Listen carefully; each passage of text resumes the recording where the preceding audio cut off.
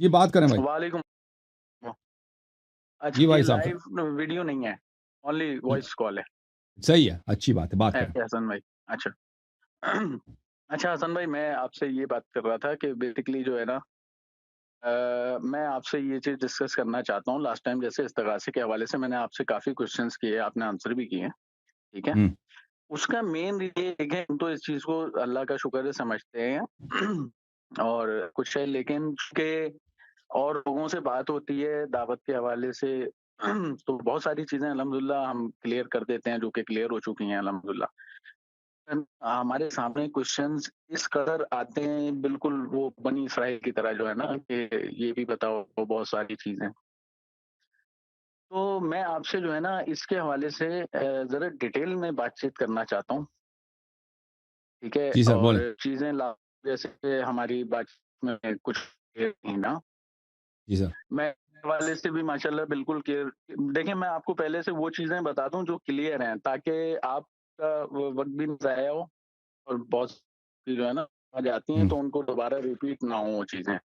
جی سر. اس کے اندر دیکھیں میں یہ بالکل اس بات سے متفق ہوں کہ جو اہل حدیث مکتب فکر ہے وہابی نظریہ اللہ تعالیٰ کے بارے میں ہے، انتہائی جو ہے نا انہوں نے اصل میں دوسرا ایک اللہ بنایا ہے، ٹھیک ہے، جس کے ہاتھ پاؤں صحیح. ہیں. اور جی. اصل شرک ان کا بالکل سمجھ لیں اسی طرح مخفی ہے جیسے کسی اور کے بھی بارے میں اللہ کے رسول صلی اللہ علیہ وسلم نے فرمایا تھا کہ چونٹی کی طرح اچھا. مخفی ہے ان کے اندر شرک، ہاں بالکل ٹھیک ہے بالکل. نا. تو صحیح ہے. اصل میں شرک ایسی، اصل میں تو یہ دوسرے اللہ کی عبادت کر رہے ہیں. صحیح یہ ہے. انہوں نے جو ہے اللہ کے علاوہ کسی اور کو پکارنے کو جو ہے نا سارا انہوں نے مطلب ڈالا ہوا ہے کہ یہ جو ہے نا اصل شرک ہے، جبکہ اصل شرک تو یہ اللہ کے علاوہ کسی اور کی عبادت کرنا اسے معبود جان کے. اب جو جی. جن صفات سے یہ اللہ تعالیٰ کو جانتے ہیں وہ صفات تو اللہ تعالیٰ کی ہیں ہی نہیں، جی سر. ٹھیک ہے. تو لیکن آپ سے کوشچنز اس کے حوالے سے کرنے کا مقصد یہ ہے کہ جیسے بہت ساری فائلز الحمدللہ جو ایلیگیشنز کی ہیں شیعہ سنی کے درمیان وہ کلوز ہیں. جیسے سورہ ہجر نے کچھ فائلیں کلوز کر دیں، سورہ تحریم نے کر دی ہیں ماشاءاللہ، ٹھیک ہے. ماشاء اللہ. اسی طرح اور بہت ساری چیزیں سبھی کلوز ہیں.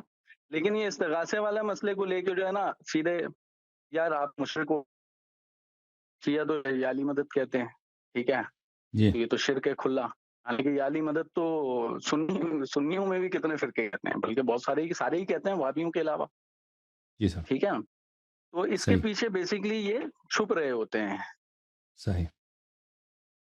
تو اب اگر آپ مجھے مطلب ایز اے ٹیچر، میں آپ سے کوئی بحث تو جی. کرنے والا میرا آپ کا کوئی تعلق ہی نہیں ہے، صحیح. ہو ہی نہیں سکتا. آپ کے پاس ماشاءاللہ علم الحمدللہ بہت ہے. میں نے تو یہ چیزیں 40 سال کی عمر میں آ کے کچھ الحمدللہ کھلی ہیں. آپ تو جی. بچپن سے اور ماں کی گود سے ماشاءاللہ معرفت رکھتے ہیں الحمدللہ.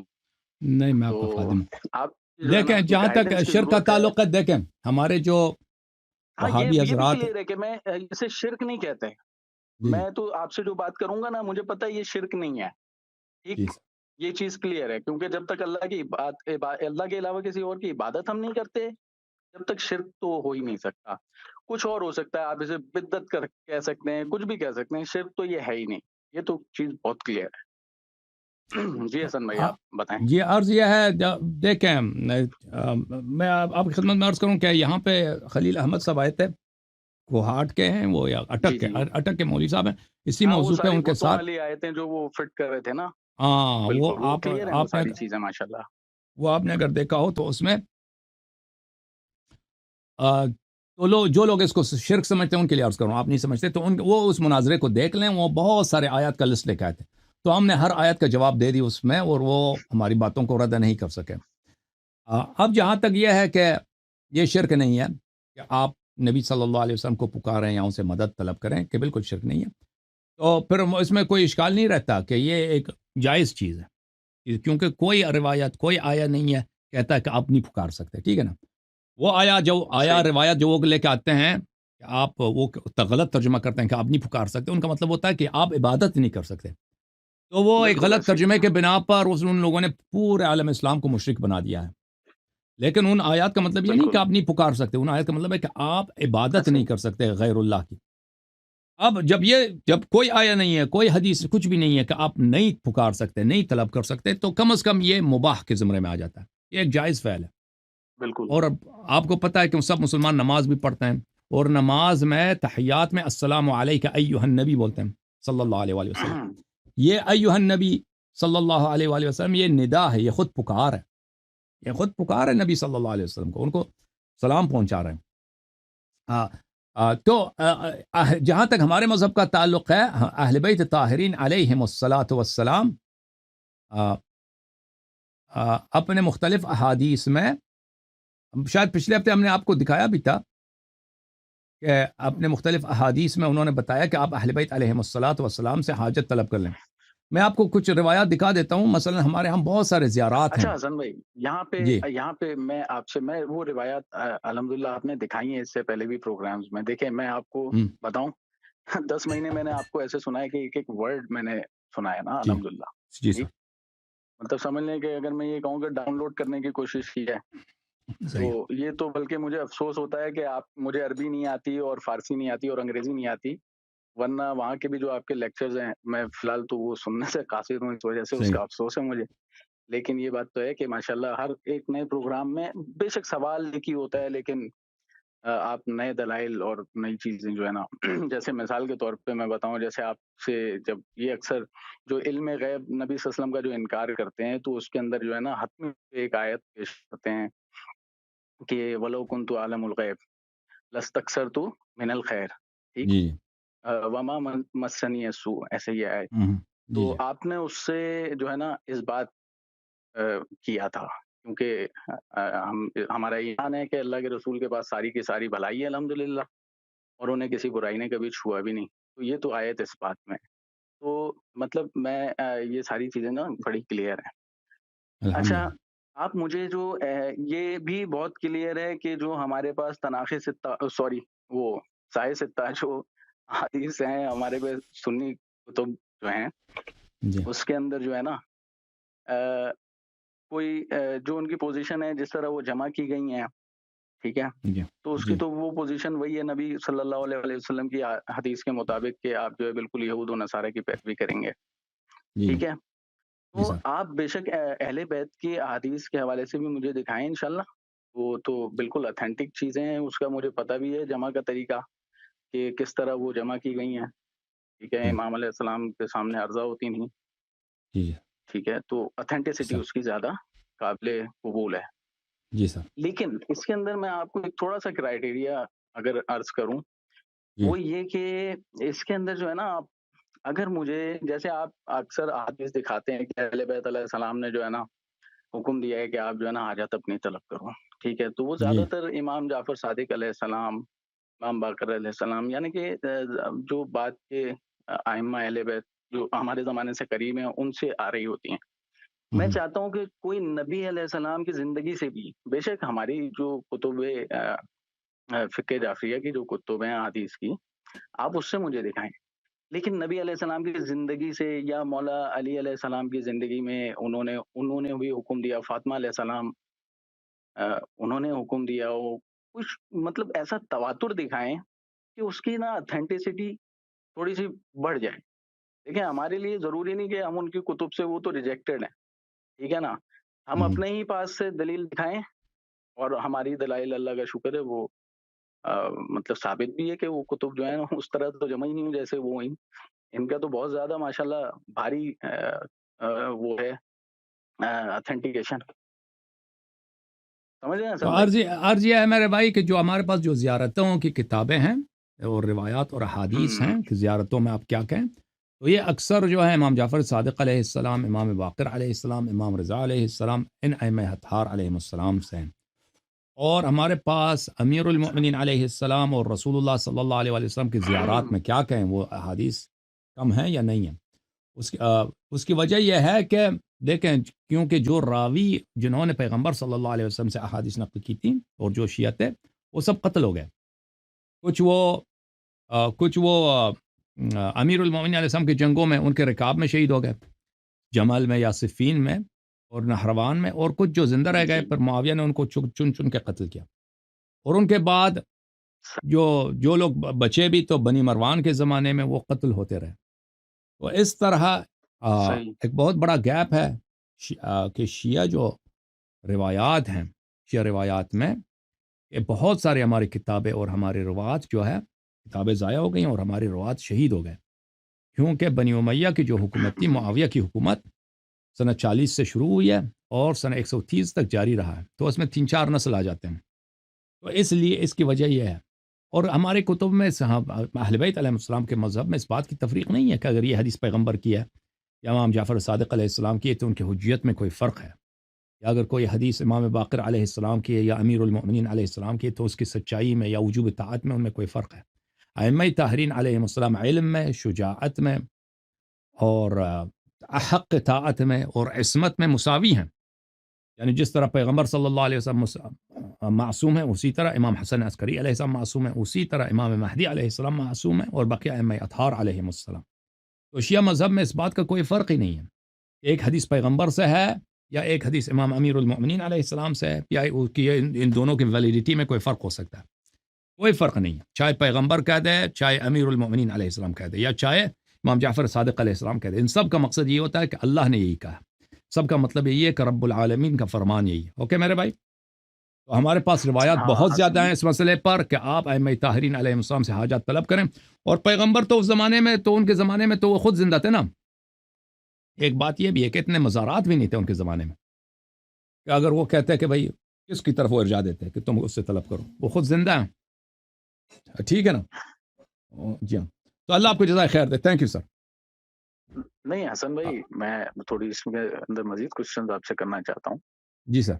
دیکھیں جیسے ہمارے پاس جب نبی علیہ السلام نے ہجرت فرمائی مکہ سے مدینہ، اور ٹھیک ہے، ایک بات میں آپ کی خدمت میں عرض کروں کہ میں نے اس طرح جی کا ریسرچ کبھی نہیں کیا ہے، دیکھیں ہمارے پاس اس جی طرح، ہمارے مذہب اس طرح نہیں ہے کہ ہم مختلف مسائل پر مختلف یعنی آپ کا تو لائن ہی کسی اور آگے، مختلف مسائل پر ائمہ طاہرین علیہ الصلاۃ والسلام کی جو ہیں کیا کریں، ان کی مختلف روایات دیکھ لیں کہ بھئی کس امام کا اس مسئلے میں کیا نظریہ ہے، اس طرح ہمارے پاس نہیں ہے۔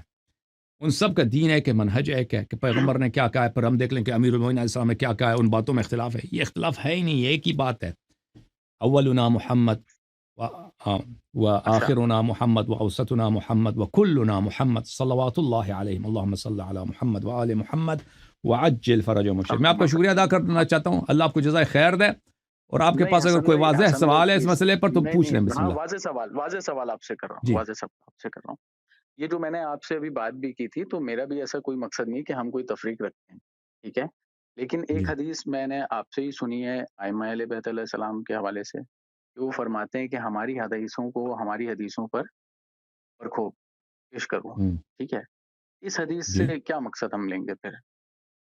دیکھیں وہ حدیث جس پہ آپ کو شک ہو، وہ مشکوک احادیث جو ایک شخص لے کے آتا ہے جس پہ آپ کو شک ہے، یا وہ احادیث جو آپس میں اختلاف رکھتی ہیں، ایک حدیث ایک اچھا کچھ کہہ رہا ہے، دوسرا حدیث کچھ کہہ رہا ہے، آپس میں حدیث اختلاف ہے، تو ان کو فرقو ان احادیث کے ساتھ جو متواتر ہیں، جو ثابت ہیں، تو جو متواتر حدیث کے خلاف ہوگا اس کو نہ کہو کہ یہ جھوٹ ہے، اس کو چھوڑ دو، بس اس کو ترک کرو، بولے اس کا علم ہمیں نہیں معلوم، اس کا مطلب ہمیں نہیں معلوم، اللہ اور رسول صلی اللہ علیہ وسلم اس کو بہتر جانتے ہیں۔ اس کا یہ ہے، وہ اس طرح نہیں ہے کہ ہر حدیث کو آپ پکڑ لیں تو اس کی جو ہے قرآن پہ یا سنت پہ عرضہ کرنا ضروری ہوتا ہے۔ مشکوک حدیث ہو ہوں، یا ایسی حدیث ہو جو دوسرے حدیث کے ساتھ اختلاف رکھتی ہوں، ان کے متعلق ہے وہ۔ اچھا تو پھر اب آپ سے میں ایک سوال کرتا ہوں قرآن سے۔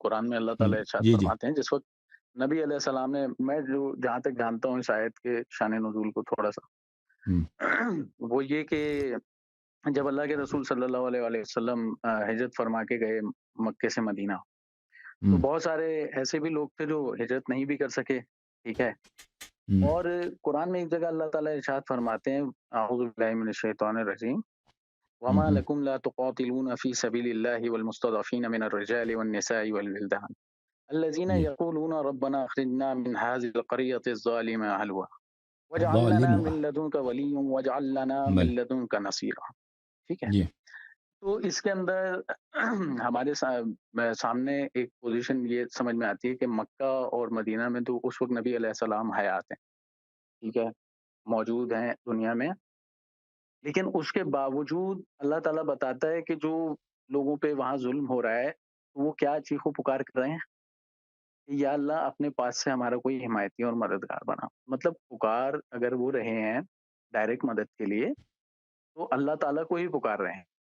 ہم، ٹھیک ہے. اب اس کے اندر اس آیت سے تو وہی ہمیں مطلب کرائٹیریا نظر آتا ہے کہ آپ کیوں، کیونکہ دیکھیں اللہ تعالیٰ جو ہے اس کی ذات کے لائق ہے یہ چیز، اس وجہ سے کیونکہ ہر لحاظ سے اگر لامحدودیت کے حقدار ذات ہے، چاہے سماعت کے لحاظ سے ہو، چاہے بصارت کے لحاظ سے ہو، چاہے اپنی موجودگی کے لحاظ سے ہو، تو وہ اللہ ہی ہم، تعالیٰ کی ذات ہے.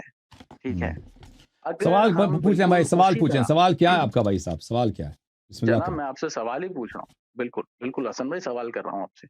سوال میرا یہی ہے کہ جب ہمارے پاس آپ یا تو مجھے قرآن سے دکھائیں چلیں کوئی ایسی چیز نا کہ نبی علیہ السلام کو مدد کے لیے آپ جیسے کہتے ہیں کہ عیسیٰ علیہ السلام جو ہے وہ معجزات رکھتے تھے، ٹھیک ہے، بٹ جب وہ آئیں گے ہمارا ایمان ہے ہم ان سے وہ معجزات طلب کریں گے تو وہ دکھا سکتے ہیں، بالکل کر سکتے ہیں. ٹھیک ہے.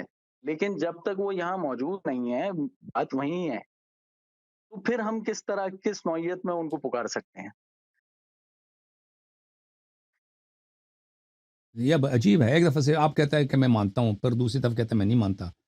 پھر آپ نے جو آیت نہیں دیکھیں سوال آیت آپ نے آپ پیش میری کیا، بات نہیں اس سمجھے. آیت کا استغاثے سے کوئی تعلق ہی نہیں. وما لکم لا تقاتلون فی سبیل اچھا اللہ، حسن بھائی، اس کا حسن بھائی دیکھیں استغاثے سے میں کوئی یہ تعلق ہی نہیں ہے بھائی. آپ نے یہ آیت کس لیے پڑھی ہے؟ اس کا کیا ربط ہے آپ کے موضوع سے؟